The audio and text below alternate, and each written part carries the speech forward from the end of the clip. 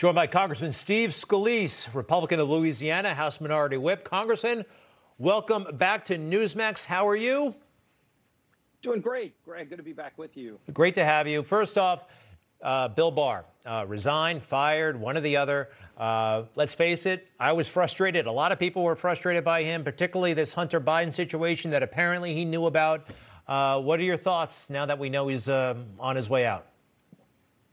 Yeah, there was so much of this stuff that had come out, and over a year ago, it seems like the Hunter Biden case had been known by justice. The debate, Chris Wallace moderated that first debate where President Trump was going after Joe Biden on this, and Joe Biden was saying it wasn't true. And it turns out, now that this was going on and maybe deeper than we thought, that on top of the FBI scandal where some of the FBI agents that tried to entrap the president and were spying on his campaign 4 years ago when he came down those escalators. That was alarming and very frustrating that wasn't dealt with more aggressively as well.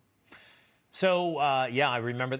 Well, you mentioned Chris Wallace, by the way. You were on Chris Wallace's show yesterday, and he tried to make a lame attempt to justify his network's coverage of the Hunter Biden situation before the election. I didn't see it, but let's look at that exchange, if you don't mind. Many in the mainstream media were mocking people who were putting the story out there, and it turns out, looks like it was true. It's being much more widely reported now after the election, and it's another reason that people have real distrust in the mainstream media. Oh, shoot. Well, I wish we had Chris Wallace trying to give you a hard time of when he said, well, we did cover it, and I looked it up. He had like one reporter do 8 seconds on it, and he basically did Joe Biden's denial, did not do anything about the substance of the story. So even Fox blew off the story, which was hugely frustrating and hugely unfair to the president, I think.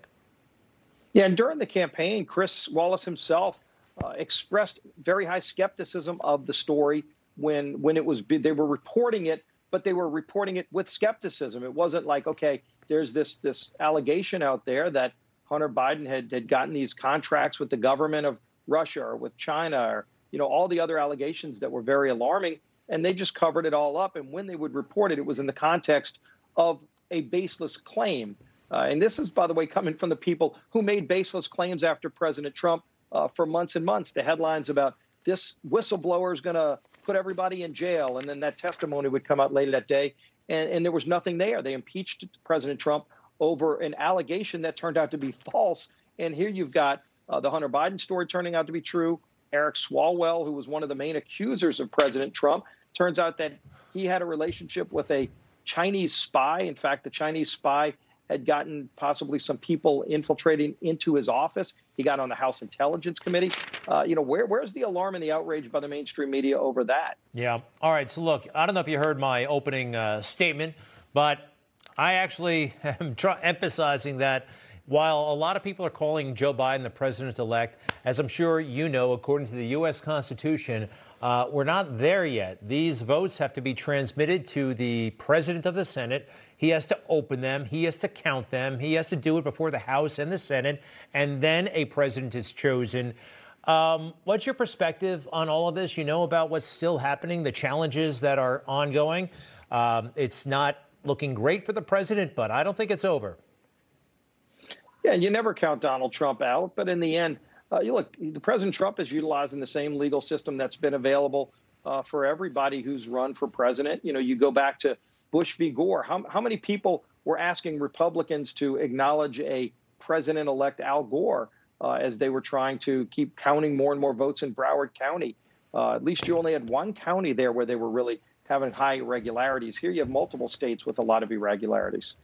So your colleague, Pascrell, I think his name is, a congressman from New Jersey, he has a crazy idea, in my opinion. He says that no Republican who supported the president in this quest in challenging the results and making sure there was no cheating, he says, if possible, refuse to seat in the 117th Congress any members-elect seeking to make Donald Trump an unelected dictator, which is obviously hyperbole right there.